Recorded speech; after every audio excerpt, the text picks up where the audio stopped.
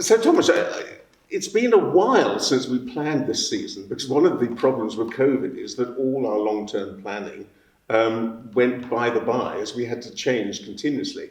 But one project which I think we were determined to make sure happened was the Mcroppus Affair.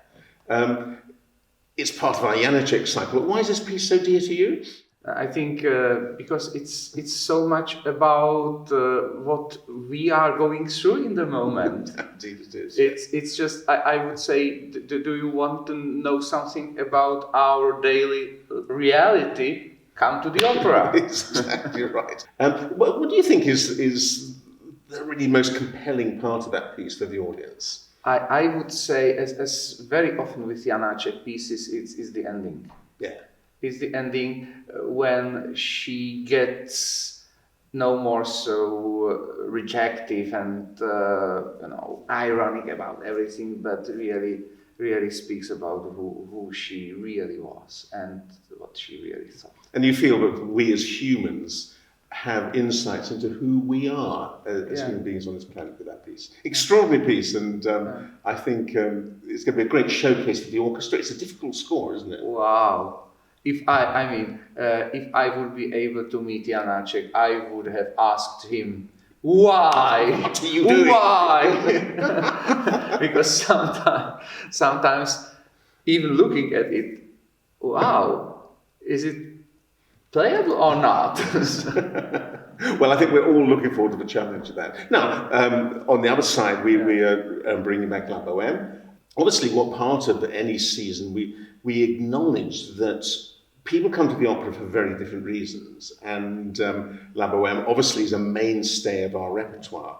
I think for me, though, it's a piece which can often be done lazily. We think, oh, it's Bohème, we all know how it goes. And the essence, it seems to me, is it's about young people, isn't it? It's about young people coming to terms with the harsh realities of life. And let's face it, in the case of the 4 students, not being very good at dealing with a real-life crisis. Absolutely, and it's nice to see how Puccini handles this reality. This has something to do with Janacek as well. So there is some connecting line, because I think Puccini does a marvelous job just to introduce them as they are. Yes. He does not paint them too much in pink colors. Now, as something of a counterpart, obviously during the season we have 2 new commissions. Now, it's fair to say that Migrations has been delayed twice because of COVID, but we're delighted finally we're able to present it. We're going to be showing it in June of this year in Cardiff only, and then putting it onto the tour. People sometimes think, oh my God, new opera is going to be different. But this piece is very different. It's a very approachable musical idiom, and it goes through many different musical idioms. It includes Bollywood, it includes a gospel choir. And above all, as I look at the score, I feel a score which is written for people to sing. Now, how important do you think it is for opera companies to do contemporary pieces? I think this is what keeps their heartbeat up to date. I think if we would stop our life early 20th century,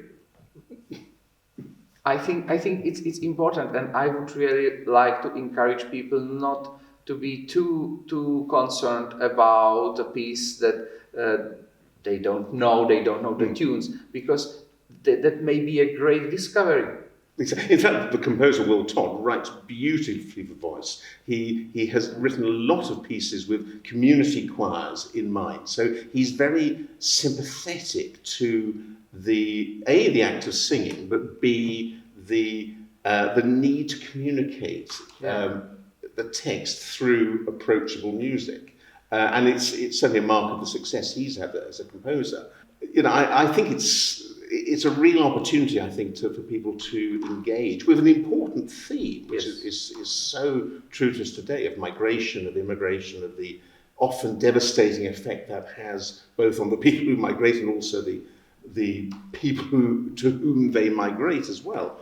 But at the same time, this piece is couched in music which is always approachable. And I think for us today, it's important when we think of new pieces that the audience is there. The work can't exist in a sort of artistic vacuum. It has to be there with an audience in mind. And hopefully, I think our audiences are going to respond very strongly. And I think a lot of cases show that a new piece, even with a less approachable music but a strong one, just is something that audiences love to see, even young audiences who maybe would not come for La Bohème. Exactly. And talking about young audiences and young people, we're delighted that we're able to put our youth opera onto the main stage of the Wales Millennium Centre. We're doing Shostakovich's, it's called Cheremushki, or we're calling it Cherrytown, Moscow. It's set on a housing estate in Moscow. Is this an approachable piece as well?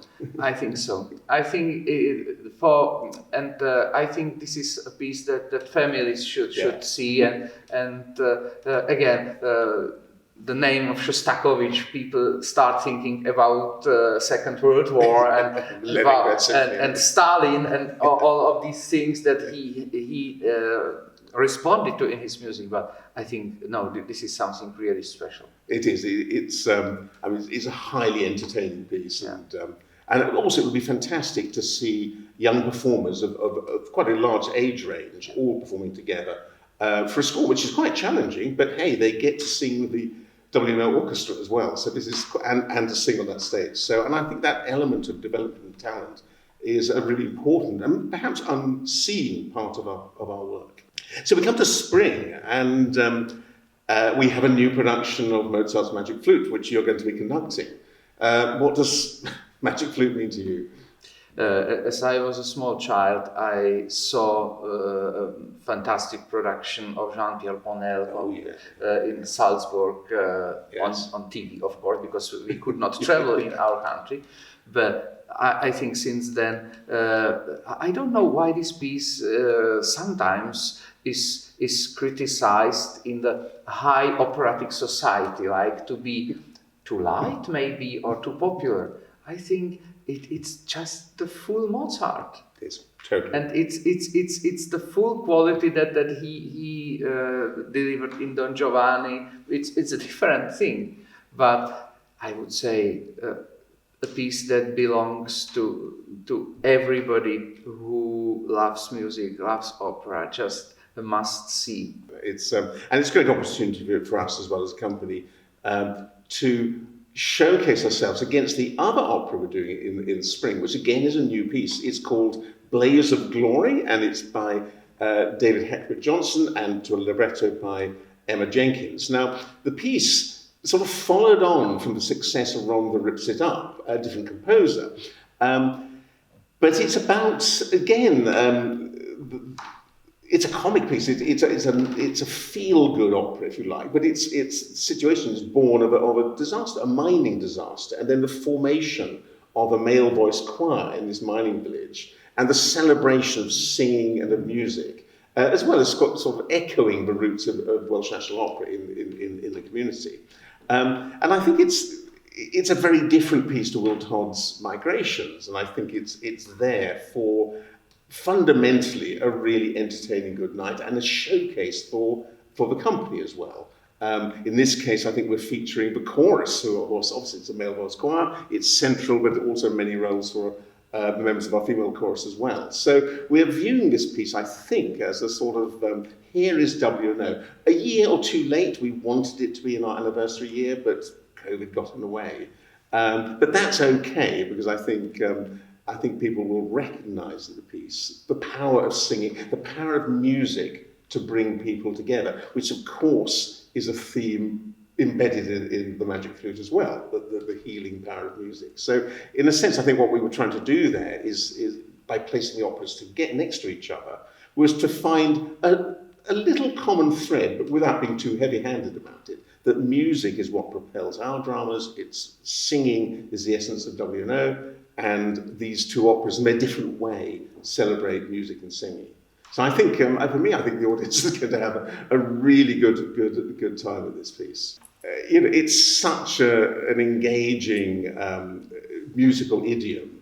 There's nothing, there's nothing frightening about the music of this piece. And let's face it, people go to new musicals. They don't say, "Oh, I don't know that, that new musical. I'm not going to go." People want that sense of adventure, and I think that's what we want for this opera as well. To say, "I don't know it, but I'll give it a go."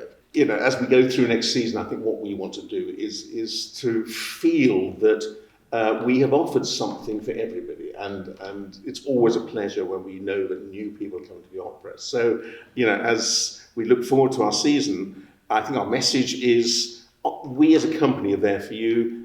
We want you to come and experience opera, and in this season we have operas of such different styles and such variety.